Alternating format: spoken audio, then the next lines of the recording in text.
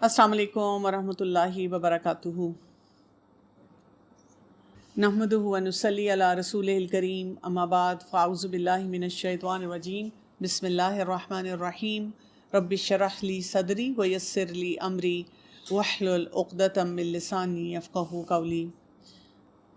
Page number 159 अक़ीदतुल वासितिया book का अल वाजिबु नहु अस्हाब रसूलुल्लाह सल्लल्लाहु अलैहि वसल्लम व ज़िक्र फ़ज़ाइलिहिम। जहाँ हमने अक़ीदे की बात की और अक़ीदे के बहुत इंपॉर्टेंट पॉइंट्स जो हैं उनको डिस्कस किया, तो अक़ीदे में एक और बहुत इंपॉर्टेंट एरिया है सहाबा कराम से रिलेटेड। इसमें क्या आ रहा है? रसूलुल्लाह सल्लल्लाहु अलैहि वसल्लम के सहाबा के बारे में हमारा फ़र्ज़ और उनके फ़ज़ाइल का बयान। सहाबा कराम की वो जो रिस्पेक्ट और उनकी फ़जीलत है उसको जानना भी बहुत ज़्यादा ज़रूरी है। क्यों ज़रूरी है? इसलिए कि हम देखते हैं कि अल्लाह ताला की तरफ से जो अहकामात आए हैं जिसके मुताबिक हमने ज़िंदगी गुजारनी है वो कैसे हैं। यानी अल्लाह ताला ने जो कुछ आखिर तक होना है उसको लिखा और वो हमारी तकदीर है, वो लौहे महफूज में वहाँ पे उसको रख दिया गया और वहाँ से सिचुएशन के मुताबिक अब जो अहकामात थे वो रसूलुल्लाह सल्लल्लाहु अलैहि वसल्लम तक आए। जब हम रसूलुल्लाह सल्लल्लाहु अलैहि वसल्लम से कोई भी हुक्म डायरेक्टली सुनते हैं, हम ज़ाहिर यकीन करते हैं अल्लाह के प्यारे नबी थे, सादिक और अमीन थे, ये कि उन्होंने हमें वो सारा पैगाम पहुंचाया। लेकिन हमारे दिल में ना एक ऐसा ख्याल आता है, हम कहते हैं रसूलुल्लाह सल्लल्लाहु अलैहि वसल्लम तो कर सकते थे ना, वो हमारे लिए रोल मॉडल थे, लेकिन वो कर सकते थे। क्यों कर सकते थे? इसलिए कि वो अल्लाह के नबी हैं, अल्लाह की तायीद, अल्लाह की मदद उनके साथ होती है। अम्बिया मासूम होते हैं और वो ख़ता नहीं उस तरह की कर सकते जैसे आम अफराद करते हैं। तो हम इस तरह की सोच के साथ फिर कहते हैं कि मैं तो आम सा इंसान हूँ ना, मैं तो हर काम नहीं कर सकता, मेरे लिए तो बहुत मुश्किल है सब चीज़ों को लेके चलना। इसीलिए देखें कि जब रसूलुल्लाह सल्लल्लाहु अलैहि वसल्लम ने वो तमाम अहकामात लोगों तक पहुँचाए, अब वो कौन लोग थे? दे वर कॉमन पीपल। वो उस दौर के आम अफराद थे। जैसे हम अपने घरों में चैलेंजेस के साथ रहते हैं, वो भी इसी तरह के चैलेंजेस के साथ रह रहे थे। के पास कोई मोजज़ात नहीं थे या अल्लाह ताला की तरफ से कोई डायरेक्ट उनको कोई वही आ रही है। उन्होंने भी हमारी तरह कुरान को सुनना था, रसूलुल्लाह सल्लल्लाहु अलैहि वसल्लम उनके सामने थे, उनसे सीखना था और अपनी ज़िंदगी में अप्लाई करना था। लेकिन क्योंकि उन्होंने एक बेस्ट मॉडल हमें दिया कि एक आम आदमी कैसे अपनी ज़िंदगी गुजार सकता है और अपनी ज़िंदगी गुजारते हुए कैसे वो अल्लाह के हुक्म के मुताबिक जो कुछ भी कुरान में है और हदीस में है, जो उनको कन्वे किया गया उस पर अमल कर सकता है।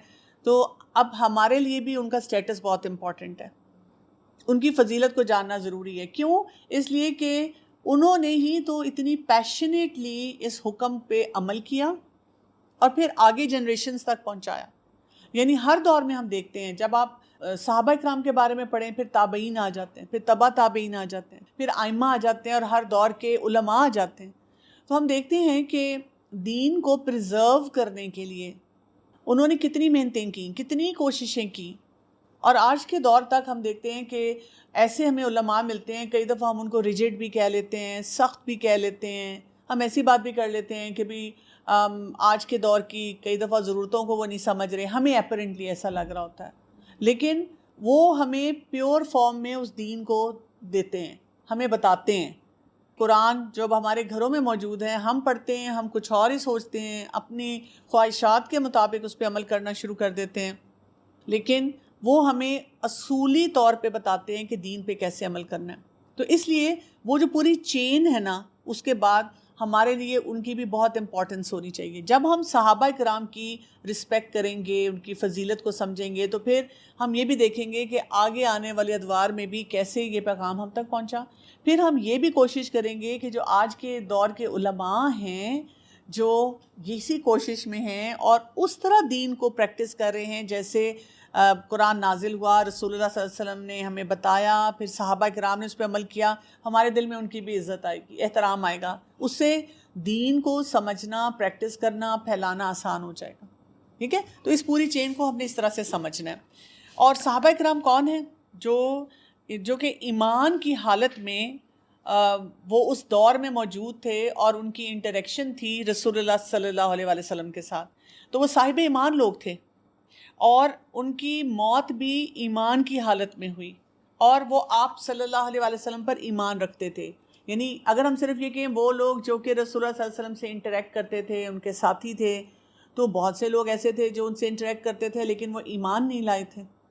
تو ایمان کی حالت میں وہ رہے تھرو آؤٹ، ان کی ڈیتھ بھی اس پہ ہوئی، اور آپ صلی اللہ علیہ وسلم پر ان کا ایمان تھا. تو یہاں پہ فصل آ رہی ہے اہل السنہ والجماع کے اصولوں میں یہ بات بھی شامل ہے کہ ان کی دل اور ان کی زبانیں رسول اللہ صلی اللہ علیہ وسلم کے صحابہ کے بارے میں سلامت ہیں. یعنی ہمارا طریقہ کار کیسا ہونا چاہیے کہ ہم بہت ہی زیادہ ایک رسپیکٹ کے طریقے سے ان کے بارے میں سوچیں اور ان کے بارے میں بات کریں، جیسا کہ اس آیت میں اللہ تعالیٰ نے ان کی یہ صفت بیان کی ہے. اب یہاں پہ سورہ الحشر کی آیت نمبر 10 آ رہی ہے، وَالَّذِينَ جَاءُوا مِن بَعْدِهِمْ يَقُولُونَ رَبَّنَا اغْفِرْ لَنَا وَلِإِخْوَانِنَا الَّذِينَ سَبَقُونَا بِالْإِيمَانِ وَلَا تَجْعَلْ فِي قُلُوبِنَا غِلًّا لِّلَّذِينَ آمَنُوا رَبَّنَا إِنَّكَ رَءُوفٌ رَحِيمٌ. کیا فرمایا؟ اور مال فے ان لوگوں کے لیے بھی ہے جو ان کے بعد آئے اور وہ کہتے ہیں اے ہمارے رب ہمیں اور ہمارے ان بھائیوں کو بخش دے جنہوں نے ایمان لانے میں ہم سے پہل کی، اور ہمارے دلوں میں اہل ایمان کے لیے کوئی بغض نہ رکھ، اور اے ہمارے رب یقیناً تو بے حد شفقت والا نہایت رحم والا ہے. یہ کون سے لوگ ہیں؟ یعنی ان کے بارے میں وہ لوگ جو کہ ایمان پہ ہیں اور ایمان کے مطابق چل رہے ہیں، ہمارے دلوں میں ان کے لیے کوئی بغض نہیں ہونا چاہیے. اس سے کیا پتہ چلتا ہے؟ ویسے تو ہم صحابہ کے بارے میں پڑھ رہے ہیں، لیکن بائی لارج جنرلی بھی ہمارا کیا اصول ہونا چاہیے؟ جی، جو دین پہ عمل کر رہے ہیں، دین کے مطابق کام کر رہے ہیں، ہمارے دل میں ان کے لیے بغض نہیں ہونا چاہیے. ہمیں اپنے دل کو صاف رکھنا چاہیے. اور یہ کیسے ہوگا؟ کئی دفعہ بڑا مشکل ہوتا ہے. جیسے لیٹس سے آپ کسی ادارے میں کام کر رہے ہیں اور اس ادارے میں آپ بھی دین کے نام پہ کام کریں اور لوگ بھی کریں. آپ کے گھر میں بھی ایسا ماحول ہو سکتا ہے، آپ بھی دین پہ عمل کرنے کی کوشش کریں. آپ کے بہت سے رشتہ دار بھی ہیں، قریبی بھی ہو سکتے ہیں، میکے کے ہو سکتے ہیں، سسرال کے ہو سکتے ہیں، وہ بھی دین کے مطابق عمل کرنے کی کوشش کریں، لیکن آپ کے دل میں ان کے بارے میں کوئی بیڈ فیلنگ آ سکتی ہے. انٹریکشنز ہیں نا ڈفرینٹ طرح کی، ہیومن انٹریکشنز ہیں. ہیومن انٹریکشن میں کبھی ہمیں لگ سکتا ہے کہ میرا پرسپیکٹیو ٹھیک ہے، دوسرے انسان کا درست نہیں ہے. میں جو کہہ رہی ہوں وہ زیادہ اچھی بات ہے، دوسرا جو بول رہا ہے وہ اچھی بات نہیں ہے، وہ ٹھیک بات نہیں ہے. تو اب ہم کیا کریں؟ ایسے موقع پہ ہمیں بس ایک فارمولا رکھنا چاہیے. فیلنگز آ سکتی ہیں آپ کو، بیکاز یہ ایک نیچرل فیلنگ ہے. آپ کو کسی کے بارے میں برا گمان آ سکتا ہے، آپ کو کسی کی بات بری لگ سکتی ہے، آپ کسی کی بات سے ڈس ایگری کر سکتے ہیں. اچھا، آپ کو کئی دفعہ یہ بھی نظر آ رہا ہوتا ہے کہ کوئی شخص انڈر ہینڈ کچھ گڑبڑ کر رہا ہے، یا یہ کہ جیسے فار ایگزامپل گھر کے افراد میں ہم بہت دیکھ لیتے ہیں کہ جی لوگوں کے سامنے تو جی کوئی بڑا نمازی اور دین کی بات کوٹ ان کوٹ کرتے نظر آ رہا ہے، اور پیچھے سے غصہ بھی کر رہا ہے، بدتمیزی بھی کر رہا ہے، مس بیہیو بھی کر رہا ہے. ایک تو یہ کہ عام لوگوں کے لیے ہمیں ہیومن جو ایلیمنٹ ہے نا اس کا مارجن دینا چاہیے سب کو، کہ بھئی سب انسان ہیں. ہم پتہ کیا کرتے ہیں، جو پہلے بھی میں نے جملہ آپ کے سامنے شیئر کیا ہوا ہے کہ ہم اپنے آپ کو جج کرتے ہیں اپنی انٹینشن پہ. مثلاً اگر میں نے غصہ کیا نا لیکن میری نیت صاف تھی، میں یہ کرنا نہیں چاہ رہی تھی، لیکن دوسرے انسان کو کس بات پہ اسیس کرتے ہیں؟ ان کے عمل پہ، ان کے ایکشن پہ. تو اس کی وجہ سے پھر کیا ہوتا ہے کہ when we are assessing other people on their face value، مطلب ان کا ایکشن یہ ہے تو جی ان کی تو نیت خراب ہوگی، وہ تو شاید میرے دشمن ہی ہیں، سب کچھ ہیں. تو اگر ہم نے کرنا ہی ہے فیس ویلیو پہ تو ہم گمان اچھا رکھیں. ہم یہ سوچیں یہ بھی انسان ہیں، ان سے بھی کوئی کبھی کوتاہی ہو سکتی ہے، کوئی غلطی ہو سکتی ہے. اچھا، ایون اگر آپ صحابہ کرام کے بارے میں پڑھیں، آپ ہسٹری میں چلے جائیں، ان کی جنگیں بھی ہوئی ہیں، ان میں اختلافات بھی نظر آتے ہیں. ہمارا جو یوتھ ہے اکثر اوقات، یا ایون وہ لوگ جو ہسٹری بہت پڑھتے ہیں، کئی دفعہ وہ نا مسلمانوں کے بارے میں بڑے بٹر ہو جاتے ہیں. وہ کہتے ہیں یہ تو آپس میں ہی لڑتے رہتے ہیں، انہوں نے دین کیا پھیلانا ہے. تو ہم ہیومن ہونے کا مارجن کسی کو بھی نہیں دیتے سوائے اپنے آپ کو. اور جو لوگ مینٹل النس میں چلے جاتے ہیں وہ شاید اپنے آپ کو بھی مارجن دینا چھوڑ دیتے ہیں. تو کیا کرنا ہے؟ لوگوں کے ساتھ فیس ویلیو پہ معاملات کیا کریں. اگر کوئی مجھے بول رہا ہے، کوئی کر رہا ہے، مثلاً اگر کوئی نماز پڑھ رہا ہے تو ہم کبھی یہ نہ کہیں کہ جی یہ توبہ توبہ، اگر میں نماز نہیں پڑھتی میں ان سے تو اچھی ہوں، جو نماز پڑھ رہے ہیں وہ کتنے برے ہیں. میں یہ سوچوں کہ کیونکہ دیکھیں نا قرآن میں آ گیا ہے کہ نماز آپ کو فحشاء اور سوء ان دونوں سے بچاتی ہے، برائی سے بچاتی ہے، فحاشی سے بچاتی ہے. تو ہم یہ سوچیں کہ اگر یہ انسان نماز نہ پڑھ رہا ہوتا تو پھر کتنا برا کام کرتا. نماز جو ہے اس کو ضرور بچا رہی ہے بہت سی جگہوں پہ، یہ اس سے بھی برا کام کرتا. امپیکٹ ہوتا ہے نا کسی بھی کام کو کرنے کا، کوئی بھی ایکٹیویٹی آپ کرتے ہیں اس سے آپ کو بینیفٹ یا نقصان یا جو بھی ہے وہ تو ملتا ہے ساتھ ساتھ، پلس ہم ان کے لیے دعا کریں. تو اس سے ہم نا یہ جو دل میں ہمارے غل آ جاتا ہے، عجیب سی کسی کے لیے بغض آ جاتا ہے نا، وہ ٹھیک ہونا شروع ہو جاتا ہے. تو یہ ہمیں طریقہ کار بنانا چاہیے لوگوں کے معاملے میں. اور ہم یہ کہیں ٹھیک ہے سب لوگ انسان ہیں، ہاں اگر مجھے لگتا ہے کہ کسی کی ذات سے مجھے نقصان پہنچ رہا ہے، مجھے اپنے لیے ایک باؤنڈری سیٹ کر لینی، مجھے اپنی انٹریکشن کو اس کے مطابق کر لینا ہے. لیکن میں یہ نہیں سوچوں گی کہ وہ شخص کلی طور پہ برا ہے، کیا پتہ آخرت میں اللہ اس سے زیادہ راضی ہو، مجھ سے راضی نہ ہو، اور کوئی ایسا کام وہ کر رہا ہو جو قبولیت کی طرف جا رہا ہو. تو ہم اپنے آپ کو نا بار بار بتاتے رہیں ایسی باتیں. نیز اہل السنہ والجماع نبی کریم صلی اللہ علیہ وسلم کے اس حکم کی تعمیل کرتے ہیں کہ میرے صحابہ کو گالی مت دو. اس ذات کی قسم جس کے ہاتھ میں میری جان ہے، اگر تم میں سے کوئی شخص احد پہاڑ کے برابر بھی سونا اللہ کی راہ میں خرچ کر ڈالے تو ان کی ایک مد بلکہ نصف مد کے برابر بھی نہیں ہو سکتا. یعنی رسول اللہ صلی اللہ علیہ وسلم کا جو سٹیٹس تھا اس تک کوئی نہیں پہنچ سکتا. اور اسی لیے کہا گیا کہ ان کو گالی نہ دو، ان کے بارے میں کوئی بری بات نہ کرو. تو ہم جب ہسٹری پڑھیں یا ہم کہیں بیٹھیں اور کوئی بات ہو رہی ہو فلاں نے ایسی کیا، ایسی کیوں کیا، تو ہم کہیں کہ ان کی انوائرمنٹ کا ہمیں نہیں پتہ کہ کیا حالات واقعات تھے. اور ہمارے پاس بس یہ ہے کہ تمام صحابہ کرام اور صحابیات دے ڈیزرو رسپیکٹ. یہ ہمارے عقیدے کا حصہ ہے، ہم کسی کے بارے میں بری بات نہیں کریں گے. صحابہ کرام کی فضیلت اور اہل السنہ والجماع کا اس کے متعلق نقطہ نظر اور ان کے باہمی فضائل اور مراتب کا بیان. اور اہل السنہ والجماع صحابہ کے ان فضائل اور مراتب کو قبول کرتے ہیں جو کہ کتاب اور سنت اور اجماع سے ثابت ہیں. چنانچہ فتح یعنی صلح حدیبیہ سے پہلے خرچ کرنے والے اور جہاد کرنے والوں کو اس کے بعد خرچ کرنے اور جہاد کرنے والوں پر فضیلت دیتے ہیں، اور وہ مہاجرین کو انصار پر مقدم رکھتے ہیں. اور ان کا اس بات پر بھی ایمان ہے کہ اللہ نے اہل بدر سے فرمایا جن کی تعداد 310 سے کچھ اوپر تھی، تم جو چاہو عمل کرو، یقیناً میں نے تمہیں بخش دیا ہے. اور اس بات پر بھی ایمان رکھتے ہیں کہ جنہوں نے درخت کے نیچے صلح حدیبیہ کے موقع پر بیعت میں حصہ لیا، ان میں سے کوئی بھی آگ میں داخل نہیں ہوگا، جیسا کہ نبی صلی اللہ علیہ وسلم نے اس کی خبر دی ہے، بلکہ یقیناً اللہ ان سے راضی ہو گیا اور وہ اس سے راضی ہو گئے، اور ان کی تعداد 1400 سے زائد تھی. تو یہاں پہ بڑے ٹف ٹائمز کا ذکر کیا جا رہا ہے. جو بہت ٹف ٹائمز ہوتے ہیں ان میں اسٹیڈ فاسٹ رہنا اور دین کے مطابق عمل کرنا کافی ڈیفیکلٹ کام ہوتا ہے. یعنی جب آپ دیکھیں، آپ اپنی فیملی میں دیکھ لیں، ہم اس طرح سے اگزامپل لیتے ہیں، جب آپ مثلاً آپ کے گھر میں کوئی پردہ نہیں کرتا تھا، یا آپ کے گھر میں کسی نے پراپرلی قرآن نہیں پڑھا تھا، ٹھیک، اور اب آپ کو اللہ تعالیٰ نے موقع دے دیا کہ آپ نے دین سیکھا، اللہ نے آپ کو ہدایت دی، توفیق دی، آپ نے کرنا شروع کر دیا. جو بھی پہلا سٹیپ لیتا ہے اس کے لیے کتنا مشکل ہوتا ہے. اس کو ساری باتیں بھی سننی پڑتی ہیں، اس کو وہ سارے ہرڈلز کو فیس کرنا پڑتا ہے، ساری مشکلات اس کے سامنے آتی ہیں، اور اس کے لیے کافی ڈیفیکلٹ ہو جاتا ہے. ابھی تو میں دین کی بات کہہ رہی ہوں. کئی دفعہ آپ دیکھیں کچھ ایسی فیملیز ہوتی ہیں جن میں مثلاً عورت کی ایجوکیشن اتنی زیادہ نہیں ہوتی، وہ بیسک ایجوکیشن لیتی ہے، اس کے بعد وہ پروفیشنل کسی ڈگری میں نہیں جاتی. اب ایک لڑکی تھوڑا سا سٹینڈ لیتی ہے، اپنے پیرنٹس کو کنونس کرتی ہے، اور وہ کسی پروفیشنل کالج میں پڑھنے چلی جاتی ہے. اب دیکھیں اس کے لیے کتنا ٹف ہوتا ہے. لیکن اب کیا ہوتا ہے، ایک وہ پریسیڈنٹ سیٹ ہو جاتا ہے. اب اس کے بعد اور لوگ گھر میں لڑکیاں حجاب لینا شروع کر دیتی ہیں، اور لوگ وہ قرآن پڑھنے آنا شروع ہو جاتے ہیں. ان کے لیے راستہ آسان ہوتا ہے، ان کے لیے اس طرح کی مشکلات نہیں ہوتی، یا اگر کبھی ان کے لیے مشکلات ہوں بھی تو وہ آپ کو کنسلٹ کر سکتے ہیں. تو صحابہ کرام نے بہت وہ وقت جس میں یعنی ایک شیکی مومنٹ تھا، یہ ماننا کہ جو نارمز آف دا سوسائٹی ہیں ان کو کوئی چیلنج کر رہا ہے، اور اس چیلنج کرنے کے ساتھ ساتھ ان کو یہ بلیو کرنا کہ ہم نے اس طرح سے زندگی گزارنی ہے. It was not easy. ساری مطلب سوسائٹی ان کا پھر بائیکاٹ کر رہی ہے، اور بہت ان کو ٹارچر کیا گیا، کتنوں کو شہید کر دیا گیا. جو شروع کے ہم دیکھتے ہیں دور میں کتنی مشکلات تھیں. تو اسی لیے ہمیں یہاں سے یہ پتہ چلتا ہے کہ جو پہلے کرنے والے لوگ ہوتے ہیں نا، ان کی بہت قدر ہے، ان کی بہت قدر کرنی چاہیے ہمیں، کہ انہوں نے پھر دیکھیں ہمارے لیے زندگی آسان کر دی نا، کہ وہ آگے تک اس کو لے کر آئے اپنی پریکٹسز کے ساتھ. رسول اللہ صلی اللہ علیہ وسلم کے وہ بیسٹ سپورٹ تھے، ہر موقع پہ وہ کھڑے ہو گئے. جیسے آپ دیکھیں جہاد کا موقع ہے، صلح حدیبیہ کا موقع ہے، پھر آپ دیکھیں کہ بدر کا موقع ہے.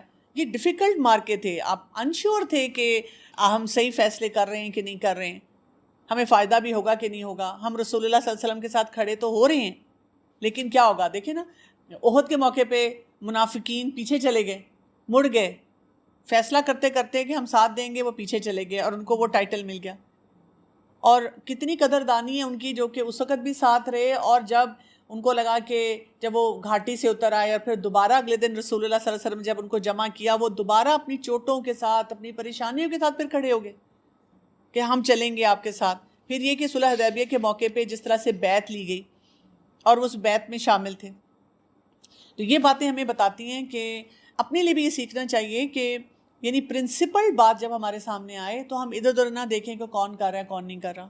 ہم عام زندگی میں بھی یہی کرتے ہیں. مثلاً اگر کسی نے گاڑی غلط پارک کی ہوئی ہے تو ہم نے بھی کہنا ہے سب پارک کریں غلط، میں نے بھی غلط پارک کر دینی ہے. ہم نے پرنسپل فیصلہ نہیں کرنا. اگر کسی نے وہی بات ہے شادی پہ گئے ہیں تو کھانے کی پلیٹ بھری ہوئی ہے تو میں نے بھی بھرنی ہے. ہم کہتے ہیں سب بھر رہے ہیں تو کوئی خاص ہی کھانا ہوگا، بھرنا ہی چاہیے، پتہ نہیں مجھے بھی نہیں ملے گا دوبارہ. ہم لوگوں کو دیکھا دیکھی کام کرتے ہیں، ہم اصولی بات نہیں کرتے. اگر کہیں گئے ہیں وضو بھی ہے، کوئی نماز نہیں پڑھ رہا تو میں بھی چپ کر جاؤں گی، شرم کے مارے کہوں گی اب میں کیسے بولوں کہ میں نے نماز پڑھنی ہے. آواز نہیں اٹھائیں گے کہ بھی مجھے اٹھ کر نماز پڑھ لینی چاہیے. تو صحابہ کرام کی جب ہماری زندگی میں فضیلت ہوگی تو پھر ہم ان کے رویے اختیار کریں گے. ہم یہ سوچیں گے کہ انہوں نے جب اللہ کا یہ حکم سنا تھا تو انہوں نے کیسے فیصلہ کیا تھا اپنی زندگی میں، انہوں نے کیسے اس پہ عمل کیا تھا. تو ان کی زندگیوں کے بارے میں پڑھتے رہنا چاہیے، اور ان لوگوں کے جنتی ہونے کی گواہی دیتے ہیں جن کے جنتی ہونے کی گواہی رسول اللہ صلی اللہ علیہ وسلم نے دی، جیسے عشرہ مبشرہ اور ثابت بن قیس بن شماس اور دیگر صحابہ کرام رضی اللہ عنہم. اور وہ ان باتوں کا اقرار کرتے ہیں جو امیر المومنین علی بن ابی طالب رضی اللہ عنہ اور دیگر صحابہ سے تواتر سے نقل ہوا ہے کہ اس امت میں ان کے نبی صلی اللہ علیہ وسلم کے بعد سب سے افضل ابو بکر ہیں، پھر عمر ہیں، پھر عثمان کو تیسرے اور علی رضی اللہ عنہ کو چوتھے نمبر پر رکھتے ہیں، جیسا کہ آثار سے ثابت ہوتا ہے. یعنی اب یہاں پہ ہمیں کیا بات بتائی جا رہی ہے؟ ایک تو یہ بات ہے کہ عشرہ مبشرہ کا ذکر کیا گیا کہ جو ان کو خوشخبریاں دی گئیں. پھر یہاں سے ایک اور سبق بھی ملتا ہے، مجھے بہت موٹیویشنل لگتا ہے. ہمیں کوئی چھوٹی سی بات بتا دے، مثلاً جی آپ نے کہیں ایڈمیشن کے لیے اپلائی کیا ہے، ٹھیک، اب آپ ایکسپیکٹ تو کر رہے ہیں کہ چلیے یہاں داخلہ ہو جائے گا یا یہ کام ہو جائے گا کیونکہ آپ نے کوئی سفارش بھی لگائی ہوئی ہے، جینوئن سفارش ہے، غلط سفارش نہیں. لیکن جب ہم نے سفارش لگائی ہو پھر ہمارا ایٹیٹیوڈ کیا ہو جاتا ہے؟ ہم ریلیکس ہو جاتے ہیں، ہم کہتے ہیں کہ کوئی نہ کوئی کر ہی دے گا نا، ہو ہی جائے گا، مسئلہ کیا ہے اس میں. اور ہم پھر اس کے بعد کیا کرتے ہیں؟ ہم آرام سے بیٹھے جاتے ہیں، نہ دعائیں نہ نمازیں. دعا مانگتے بھی تو ہلکی پھلکی مانگتے، اندر سے تسلی ہوتی ہے فلاں کو کہا ہوا ہے کام ہو ہی جانا ہے. لیکن صحابہ کرام کا ایٹیٹیوڈ کیا تھا؟ صحابیات کا ایٹیٹیوڈ کیا تھا؟ ان کو خوشخبریاں ملی ہوئی تھی ڈائریکٹلی رسول اللہ صلی اللہ علیہ وسلم سے، عشرہ مبشرہ، guaranteed you are going in جنہ. لیکن آپ دیکھیں کہ انہوں نے کام کرنے نہیں چھوڑے. ان کا پیشن دیکھیں کیا تھا، انہوں نے اس پہ تکیہ نہیں لگایا. میں تو اکثر جب ان کی زندگیوں کے بارے میں پڑھتی ہوں تو میں دیکھتی ہوں کہ وہ کتنی اپنی اکاؤنٹیبلٹی سے بھی ڈرتے تھے، روتے تھے. عمر رضی اللہ عنہ کے آنکھوں میں وہ نشان پڑ گئے تھے آنسوؤں کے. عمر رضی اللہ عنہ پوچھ رہے ہیں کہ منافقین میں میرا نام تو نہیں ہے، پیچھے پیچھے پھر رہے ہیں ان کے، جو ان کا کال کہ اگر سب جنت میں گئے اور ایک بندہ رہ گیا تو مجھے ڈر ہے کہ یہ میں نہ ہوں، اور اگر سب جو ہیں جہنم میں گئے اور ایک بچ گیا تو میں اللہ سے دعا کرتا ہوں کہ مجھے اللہ بچا لے. یعنی کیسی امید اور وہ جو خوف کے درمیان کی کیفیت. اچھا اصل بات کیا ہے؟ اصل بات آپ یہ دیکھیں، اتنا روتے ہیں، مطلب راتوں کو جاگ کے تہجد پڑھ رہے ہیں، رو رہے ہیں، لیکن کوئی فوبیا نہیں ہے، کوئی او سی ڈی نہیں ہے، کوئی مینٹل ہیلتھ کا چیلنج نہیں ہے، پروگریسو بھاگے پھر رہے ہیں. تو کیا ان کو یقین کی مطلب کیا چیز تھی جو وہ پھر بھی یہ اس طرح کی گمان رکھتے تھے؟ پتہ کیا، جب ہم ایسی باتیں دیکھتے ہیں نا کہ بھی وہ یعنی جنت جہنم اکاؤنٹیبلٹی میں اپنے آپ کو دونوں جگہ دیکھتے تھے، وہ بیسیکلی اپنے آپ کو نا اس کیفیت میں رکھتے تھے کہ کہیں ہم ریلیکس نہ ہو جائیں. دیکھیں اس کو ہم آج کے دور میں کہتے ہیں کہ کاز اینڈ ایفیکٹ کی بات کرتے ہیں. آج کے دور میں جو ٹرم یوز ہوتی ہے کاز اینڈ ایفیکٹ یا کانسیکوینس بیسڈ لائف. اور اس کو ایک سکل ہوتا ہے اس میں سائیکالوجی میں، اس کو کہتے ہیں رسپانس انہیبیشن. رسپانس انہیبیشن کیا ہوتا ہے؟ آپ کو کوئی بھی کام کرتے ہوئے یہ سمجھ آ جائے کہ میں نے یہاں تک رک جانا ہے، اس سے آگے میں گیا تو میرا نقصان ہو جانا ہے. رسپانس کیا ہوتا ہے؟ کوئی بھی آپ ایکٹیویٹی کر رہے ہیں، رسپانس دے رہے ہیں. انہیبیشن کیا ہے؟ رک جائیں وہاں پہ. ہم میں سے اکثر لوگوں کا رسپانس انہیبیشن بہت ویک ہے. ان لوگوں کا کیونکہ تقویٰ اسٹرانگ تھا، ایمان بالآخرہ بہت اسٹرانگ تھا، تو یہ ان کا رسپانس انہیبیشن بہت اسٹرانگ ہوتا تھا. یعنی کسی بھی معاملے میں یہ سوچنا کہ اگر میں نے یہ اسٹیپ لے لیا نا تو اس سے مجھے یہ نقصان ہوگا, دنیا کا یہ نقصان ہوگا, آخرت کا یہ نقصان ہوگا. تو یہ پھر اپنے آپ کو روک لیتے تھے. ابھی بھی دنیا میں دیکھیں جو بچے کامیاب ہوتے ہیں نا, مثلا پڑھائی میں, اب 2 بچے آپ کے گھر میں ہیں, ایک بچہ اتنا پرٹیکولر ہے, امتحانوں کی خود تیاری کرتا ہے, آپ کو کہنا نہیں پڑتا بلکہ آپ کو اس کو یہ کہنا پڑتا ہے بیٹا بس کر دو, تھوڑا سو بھی جاؤ, ریسٹ بھی کر لو. لیکن وہ ہے کہ وہ پڑھائی نہیں چھوڑتا, نمبر بھی اچھے لے رہا ہے, اسائنمنٹس بھی ٹائم پہ کر رہا ہے, کوئی اس کو اس طرح مسئلہ نہیں ہو رہا, اس کا رسپانس انہیبیشن بہت اسٹرانگ ہوتا ہے. اور دوسرا بچہ جو ہے وہ ہر معاملے میں چل ہو جائے گا, فیل بھی ہو رہا ہے, مشکلوں سے پاس ہو رہا ہے, بھاگ بھاگ کے آخری وقت میں آپ کی بھی دوڑیں لگواتا ہے. اب آدھی رات کو جی کوئی دکان ڈھونڈے, فوٹو کاپیاں ڈھونڈیں کہ پرنٹ آؤٹ نکالنا ہے, میں نے کیا نہیں, میں نے کام نہیں. ان کا رسپانس انہیبیشن جو ہے نا بہت ویک ہوتا ہے, اور کاز اور افیکٹ ان کا نہیں ڈیولپ ہوا ہوتا. کاز اور افیکٹ کیا, میں یہ کروں گا تو یہ نتیجہ آئے گا. کانسیکوینسز بیسڈ لائف نہیں انہیں ملی ہوتی. بچپن سے کئی دفعہ والدین ان کو نا بہت پروٹیکٹڈ رکھتے ہیں, ہم ان کے لیے ان کے ریسکیو پہ ہر وقت آ جاتے ہیں, ان کو سفر نہیں کرنے دیتے. نارمل سفرنگ آنے دینی چاہیے. ہم جیسے کہتے رہیں گے اب تمہیں پتہ چلے گا, اب تم نے فیل ہو جانا ہے, اب تمہیں ایسا یہ ہو جانا ہے. جب فیل ہوتا ہے پھر بھاگے جاتے ہیں, 3 جگہ ٹیوشن رکھوا دیتے ہیں, اپنے بہت سارے جائز خرچے کاٹ کے اور پتہ نہیں کتنی ایفرٹ کر کے اپنی سیونگز میں سے نکال کے ہم ان کے اوپر سپینڈ کرنا شروع کر دیتے ہیں. تو کاز اینڈ افیکٹ جو ہوتا ہے نا وہ بچپن سے بلڈ کرنا چاہیے. مثلا جی بچے سے کوئی چیز ٹوٹی ہے اور اگر وہ ایسی ہے کہ بھئی خرابی کی طرف نہیں جا سکتی, تو بچے کوئی جھاڑو موپ پکڑائیں, اس کے ساتھ لگیں, ہیلپ کریں, لیکن اس سے اٹھوائیں. اس نے دیوار پہ کچھ لکھا ہے تو اس کو کہیں, ہم کیا کرتے ہیں ڈانٹ بھی دیتے ہیں, تھپڑ بھی لگاتے ہیں, کہتے ہیں جاؤ اپنے کمرے میں اور خود صاف کرتے ہیں. اس کو سپنج دیں, اسے کہ اوہو اچھا آپ سے دیوار پہ لگ گیا ہے, چلو اب آپ یہ پکڑو, سپنج پکڑو اور اس کو میں آپ کو دیتی ہوں, اور آپ کو اس کو طریقہ بتائیں اور اسے کہ یہ آپ صاف کرو. تو اسے پتہ چلے گا کہ نیکسٹ ٹائم اگر میں یہ غلط کام کروں گا تو مجھے صاف کرنا پڑے گا, مجھے یہ کام کرنا پڑے گا. تو جب ہم چھوٹی چھوٹی ایکٹیویٹیز بچوں کو ایسی کرواتے ہیں اور ان کو صحیح بات بتاتے ہیں کہ کہاں پہ آپ نے رک جانا ہے, فل سٹاپ لگانا ہے. آپ دیکھیں چھوٹے چھوٹے بچے ہیں, بائک چلا رہے ہیں, گاڑیاں چلا رہے ہیں, لائسنس نہیں بنا ہوا, تو آپ ان کو گاڑی دے دیتے ہیں, بائک دے دیتے ہیں, بڑے خوشی خوشی کہتے ہیں بچہ ہو گیا 13 سال کا جوان, اب مجھے گاڑی میں چھوڑائے گا, یہ تو 13 سال سے گاڑی چلا رہے ہیں. تو دیٹ از رانگ. آپ اس کا رسپانس انہیبیشن نہیں بلڈ ہونے دے رہے. جب وہ بچہ مانگتا ہے, دیکھیں کتنی مائیں پریشان کیا ہیں کہ جی 9 سال کا بچہ فون مانگ رہا ہے اور بتا رہا ہے کزنس کے پاس ہیں, سب بچوں کے پاس ہیں, اور اماں ابا اس کا پریشر لے رہے ہیں. تو آپ اس کو رسپانس انہیبیشن یہاں سے سکھاتے ہیں کہ بیٹا یہ 16 سال سے پہلے نہیں مل سکتا, اور 16 سال پہ بھی ان کنڈیشنز کے ساتھ ملتا ہے.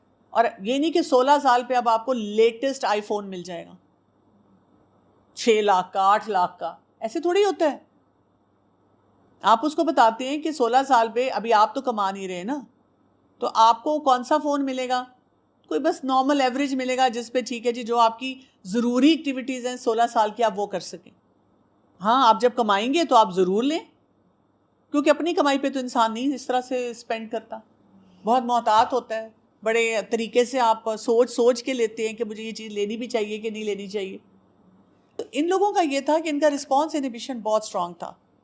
جس طرح کے انوائرمنٹ میں رہتے تھے, کوئی لگژریس انوائرمنٹ نہیں ہوتی تھی. حالانکہ جتنے ابھی ہم یہ جو خلفۂ راشدین کے بارے میں پڑھیں, they were coming from the elite families, لیکن ان کی ایلیٹ فیملیز میں بھی اس وقت کیا تھا, ٹف لائف کے عادی تھے. تو جو لوگ ذرا ٹف لائف کے عادی ہوتے ہیں نا, وہ پھر بہت اچھی طرح اپنے رسپانسز کو ڈیولپ کرتے ہیں. یہاں پہ اب آپ دیکھیں کتنی امپورٹنٹ بات جو ہے یہ بتائی جا رہی ہے, جو خلفۂ راشدین ہے اور ان کی جو ترتیب ہے, یہ بھی ہمارے ایمان اور عقیدے کا حصہ ہے کہ یہ اللہ کی طرف سے ہے. ہم اس چیز کے بارے میں بھی کوئی اپنا کلیش نہیں رکھتے دماغ میں, یا کوئی ایمبیگوٹی نہیں لے کر آتے کہ اس کو ہونا چاہیے تھا اور ان کو ہونا چاہیے تھا. بے شک ہم سوچیں کہ پاسبلٹی یا پرابیبلٹی تھی کہ یہ بن سکتے تھے, یہ پہلے خلیفہ ہو سکتے تھے, لیکن ساتھ ہی ہم کہتے ہیں کہ اللہ کے پلان میں تھا نا, تقدیر ابھی ہم نے پڑھا ہے. اور پھر یہ کہ جس طرح سے خلفۂ راشدین آئے ہم اس پہ پورا یقین رکھتے ہیں, ایمان لاتے ہیں. اور جیسا کہ صحابہ کرام نے بیعت کرتے وقت عثمان رضی اللہ عنہ کو مقدم رکھنے پر اجماع کیا, اس کے باوجود بعض اہل السنہ والجماعہ ابو بکر اور عمر رضی اللہ عنہم کی تقدیم پر اتفاق کرنے کے بعد عثمان عنہما کے بارے میں اختلاف کرتے ہیں کہ ان دونوں میں افضل کون ہے. چنانچہ ایک جماعت نے عثمان رضی اللہ عنہ کو مقدم مان کر سکوت اختیار کیا اور علی رضی اللہ عنہ کو چوتھے درجے پر رکھا, اور ایک جماعت نے علی رضی اللہ عنہ کو مقدم کیا, اور ایک جماعت نے اس مسئلے میں سرے سے توقف اختیار کیا ہے، لیکن اہل السنہ والجماعہ کی رائے یہی طے پائی کہ پہلے عثمان رضی اللہ عنہ کا درجہ ہے اور اس کے بعد علی رضی اللہ عنہ کا، یعنی کوئی سپیریئر نہیں ہے، کوئی ہم یہ نہیں کہیں گے کہ انفیریئر ہے، ہمارے نزدیک کوئی ایسا مسئلہ ہی نہیں ہے۔ اور آپ دیکھیں جیسے ہی آپ یہ بات سوچتے ہیں اس سے کیا ہو جاتا ہے، آپ ریلیکس ہو جاتے ہیں، آپ ہر چیز کو مسئلہ نہیں بناتے، آپ نے مان لیا، اس سے کیا فرق پڑتا ہے۔ میرے نزدیک سارے خلفاء راشدین اپنی اپنی جگہ اپنی اپنی کوالٹیز کے ساتھ بہت امپورٹنٹ ہیں۔ اس سے کیا ہوتا ہے، ہمیں کسی سے ایسے فضول میں جھگڑا کرنے کی، بحث کرنے کی ضرورت ہی نہیں ہوتی۔ what difference does it make؟ کوئی فرق نہیں پڑتا۔ یہ بات ہم اس طرح سے سوچتے ہیں۔ بیسیکلی نا اس کے پیچھے بھی ایک سائیکی ہے، وہ ہے غلوف کی سائیکی۔ غلوف کی سائیکی کیا ہے کہ آپ کسی ایک کو دوسرے سے بہتر سمجھتے ہیں اور آپ اس کی وجہ پہ کیا کر رہے ہیں کہ بیلنس نہیں آ رہے۔ تو اہل السنہ والجماعہ کیا کرتے ہیں، وہ بیلنس میں رہتے ہیں۔ وہ کہتے ہیں جو اللہ تعالیٰ کی طرف سے یہ سارے فیصلے ہو گئے، we are fine with that, ہمیں اس سے فرق نہیں پڑا۔ خلافت میں علی رضی اللہ عنہ کو چاروں خلفاء پر مقدم کرنے کا حکم۔ اگرچہ عثمان اور علی رضی اللہ عنہم کا یہ مسئلہ دین کے اصولوں میں سے نہیں ہے جن کی مخالفت کرنے والا جمہور اہل سنت کے نزدیک گمراہ قرار دے دیا جائے، ہاں البتہ مسئلہ خلافت کی مخالفت کرنے والا گمراہ قرار دیا جائے گا۔ یعنی خلفائے راشدین پہ اتنے جھگڑے ہیں، اتنے مسئلے ہیں، اس لیے وہ کہہ رہے ہیں کہ اپنے عقیدے کو ساؤنڈ کرنے کے لیے آپ ان جھگڑوں میں نہ پڑیں، آپ ان باتوں کو ایکسپلور نہ کریں، جیسے اللہ کی طرف سے ہوا اس کو مان لیں، کیونکہ اہل السنہ والجماعہ اس بات پر ایمان رکھتے ہیں کہ رسول اللہ صلی اللہ علیہ وسلم کے بعد ابو بکر، پھر عمر، پھر عثمان اور اس کے بعد علی رضی اللہ عنہم خلیفہ ہیں۔ جس نے ان اماموں میں سے کسی ایک کی خلافت پر بھی طعن کی تو وہ اپنے گھر کے گدھے سے بھی زیادہ گمراہ ہے۔ تو کسی کے معاملے میں بھی ہم یہ نہیں کہیں گے کہ نہیں جی یہ درست فیصلہ نہیں ہوا، یہ کوئی مونوپلی ہوئی، یہ کوئی کنسپریسی ہوئی، ڈزنٹ میک اینی ڈفرنس۔ ہم نے ایسی باتیں نہیں سوچنی۔ اہل السنہ والجماعہ کے نزدیک نبی صلی اللہ علیہ وسلم کے اہل بیت کا مقام و مرتبہ، اب آپ دیکھیں یہ بھی پھر ایکسٹریم رویہ ہو جاتا ہے۔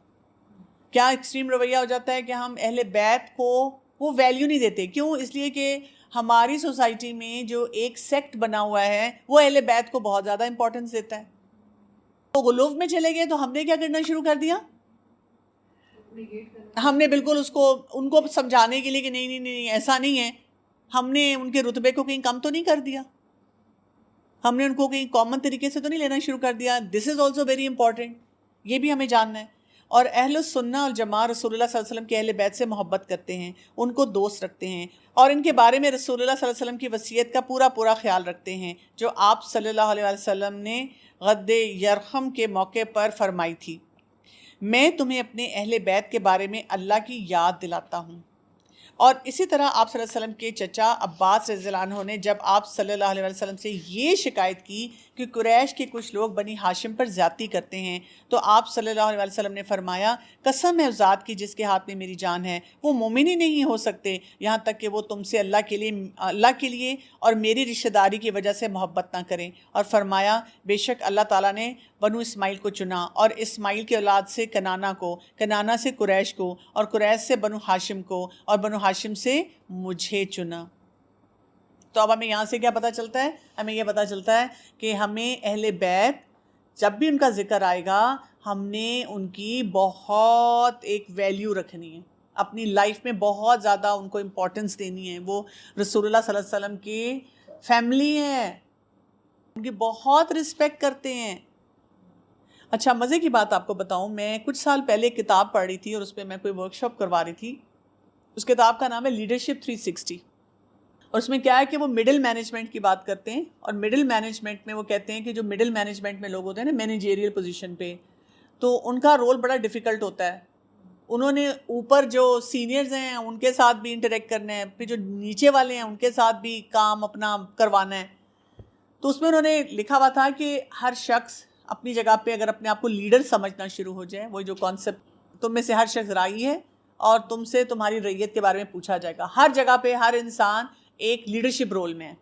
تو اس میں انہوں نے یہی کانسیپٹ دیا کہ اگر آپ مڈل مینجمنٹ میں بھی ہیں تو آپ وہاں پہ بھی لیڈر ہیں۔ لیڈرشپ 360 یہ ہے کہ آپ اوپر والوں سے بھی کیسے ریلیشن شپ بلڈ کریں گے جس سے کہ آپ آؤٹ شائن کریں ایز اے لیڈر، آپ گرو کریں ایز اے لیڈر، اور نیچے والوں کے ساتھ بھی آپ کیسے ٹرو لیڈر رہیں گے۔